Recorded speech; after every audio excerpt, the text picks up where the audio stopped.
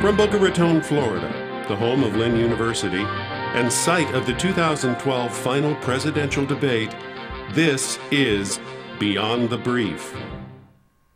Welcome to Beyond the Brief. I am Matt Perpich. And I'm Lisette Villegas. Several events have been occurring throughout our campus since the second semester had started.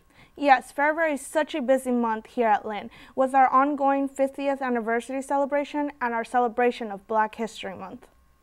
Black History Month is here, and Lynn University celebrated with a Civil Rights Movement panel discussion that featured speakers such as filmmaker and TV producer Keith Bookham and recognized scholar Roland Folks. Jennifer Murillo reports. On Tuesday 19th, Lynn University hosted a panel discussion that aimed to address issues of segregation and how they relate to our modern student population. I want to say, leading up to Obama's candidacy, we began to see a number of sightings of nooses in public places. I have a map here from the NAACP and Diversity Inc. magazine. And if you remember, lynching was a form of terrorism. Sure. Not just for blacks, but primarily for blacks. I had two cousins lynched in North Florida. The last lynching here in Broward County in Fort Lauderdale was in 1935. After hearing from our panelists, we asked Lynn students about their take on the issues regarding civil rights movements. Well, I definitely learned just more history about how it originated, because what you learn in a textbook is so much different from the truth and what you really learn and experience. And it's surprising that racism is still around and that there's still so much of it out there. Well, what really was eye-opening to me is that a gentleman was telling me that he thinks the North is more racist than the South, and that was probably the most eye-opening for me, probably. Just hearing, I'm from the Mason-Dixon line in Maryland, and I always thought the South was more racist, but he's telling me the North is more racist, so that was kind of eye-opening for me. I'm a camp counselor during the summer, and I actually had an issue with one particular kid, and the age range was 10. I worked with a kid, he was 10 years old, and I think this summer I'm going to go back, and I think I'm going to do maybe a little fun activity that identifies these issues, even though that's still a young age, but just to make them aware of it. Ultimately, we're all human beings with diversity of languages, beliefs, but we're all ultimately human beings, and that's what my parents taught me. That's what my church taught me, despite the differences that have been used to divide people and oppress certain groups of people by others. So it reinforced my understanding and belief and acceptance that I'm a human being first and foremost. And as a human being, I have rights as any other human being, even though societies and systems and groups of people have sought to take away those rights. There's still a continuous struggle institutionally with racism, and also outside the institution that has to be addressed, but it will only be addressed and we will only see some type of change if we bring it out in the public forum and really talk about it and not be afraid to talk about race. Because when you say race to a lot of people, everybody turns their head, people want to walk away, they don't want to deal with that issue, it's too complicated. But I'm from the cloth that in order for us to move forward collectively as a people, black and white or whatever you are, we have to address these current issues. In this generation, unfortunately, we have inherited a lot. These are transgenerational issues that we continue to deal with. When you talk about it in a transgenerational way, that means it's going to be an ongoing fight. We're going to have to keep going. Discrimination is still an issue in today's society, and our panelists today reminded us that our generation indeed has the power to make a change. This is Jennifer Murillo for Beyond the Brief. The entire university gathered last week at the groundbreaking of the newest construction on campus, the Bobby Campbell Stadium. Patricia Lamley has the details to the story. Lynn University's soccer team will now have a $2.6 million stadium worthy of their 8 national championships, thanks to the generous donation of lead donor Bobby Campbell. The university gathered at the official groundbreaking for the new Bobby Campbell Stadium. Well, that's a really special day. I mean, you know, all the hopes and dreams I've had and the visions I've had of this day are, you know, 40 years old.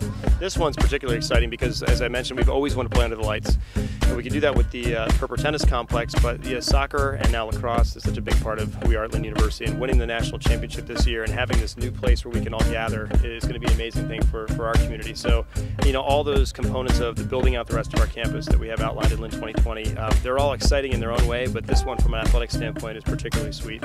Well, you know, anytime you're blessed with the responsibility of creating something, it's special. And when you have your heart into it, as I do, and love our students so much, it's extra special. So there's nothing better than to create these heritages and the new traditions that a new field would create, a brand new sport. So again, it just doesn't get any better than this.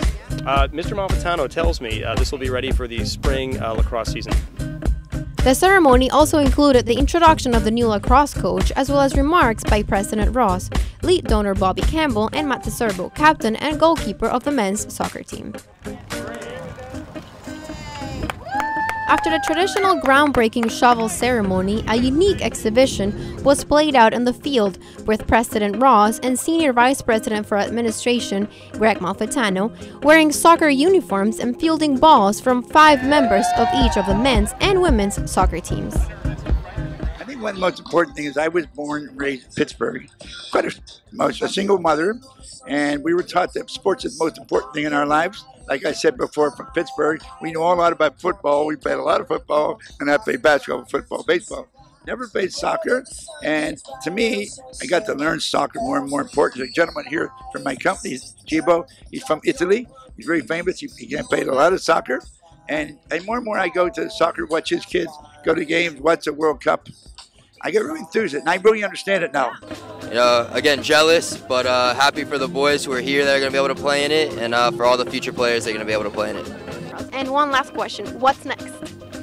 Next month, we'll be right over here for the International Business Center groundbreaking, so we'll have these 2 projects going on simultaneously, as well as an energy service plant here.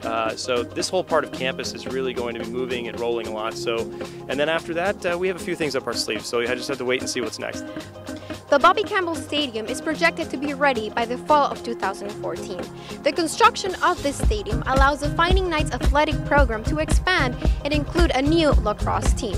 This stadium, which will be constructed right behind me, will allow 500 spectators to be seated down at one time, and it will have a plaza and covered seating. Reporting live, Patricia Lamley for Beyond the Brief. The Center for Learning Abroad hosted its Study Abroad Fair to help inform students on their opinions for traveling abroad for their education. The center is offering students the opportunity to travel to 19 different countries in 30 different cities around the world. Stephen Prono Emaya reports on the event.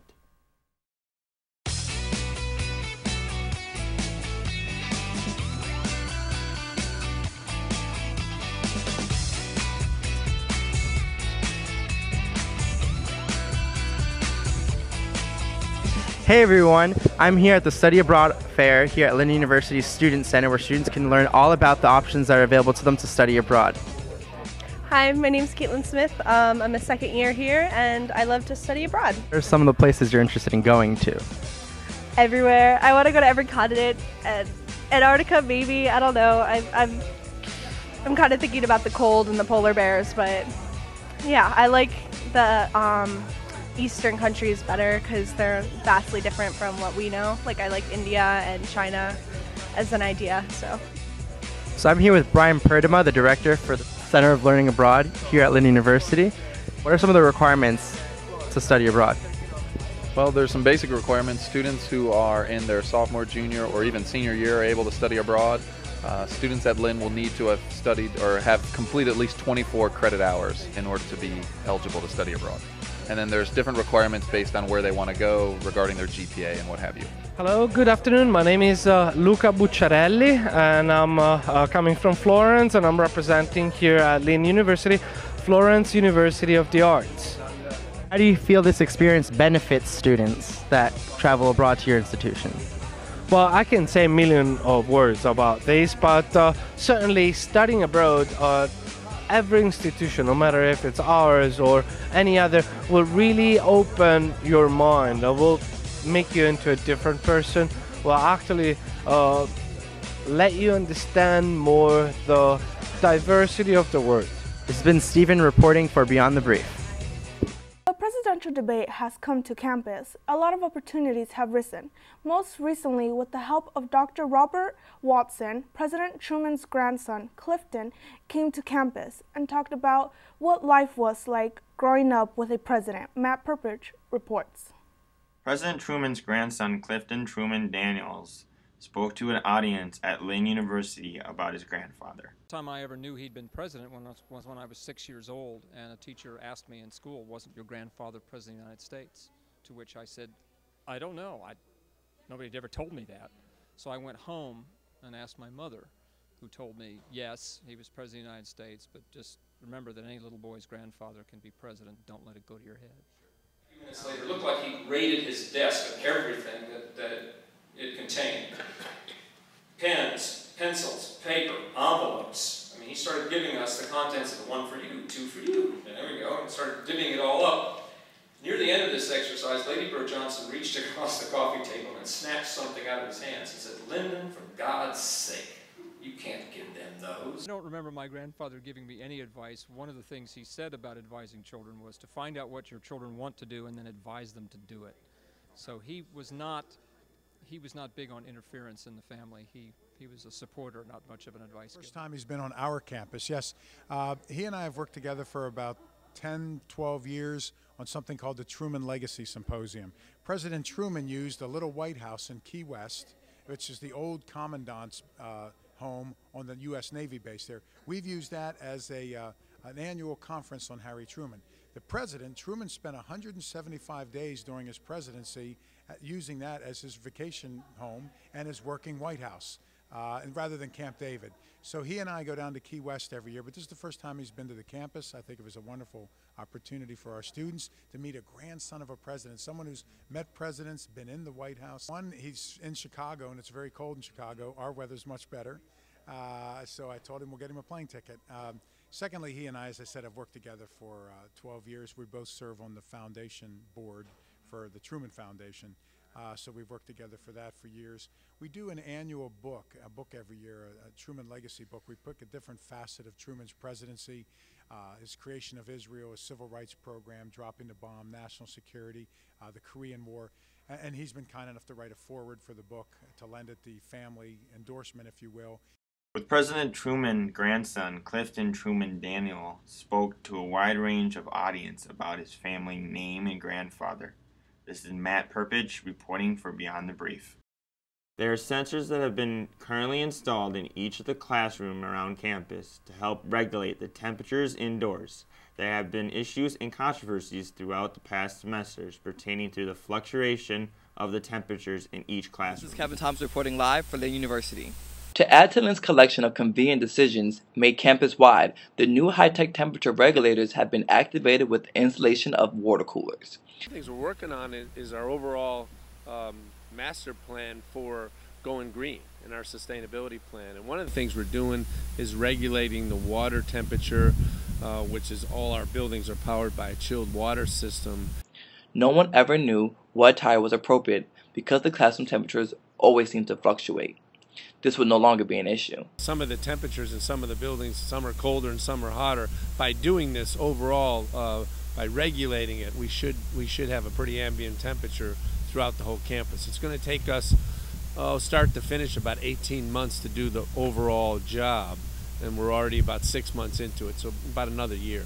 Now, students, professors, faculty members who make use of the classroom and a staff will find more comfort while they sit through lectures, meetings, classes, and exams. This is Kevin Thomas signing off. Now back to Beyond the Brief. Be the end of the show, but the celebration throughout the Lynn community will continue this spring. Next week, we will bring you the latest news. But for now, check us out on Twitter and Facebook. Just search for Lynn iPulse. I'm Lisa Villegas. And I'm Matt Perpich. See you next week.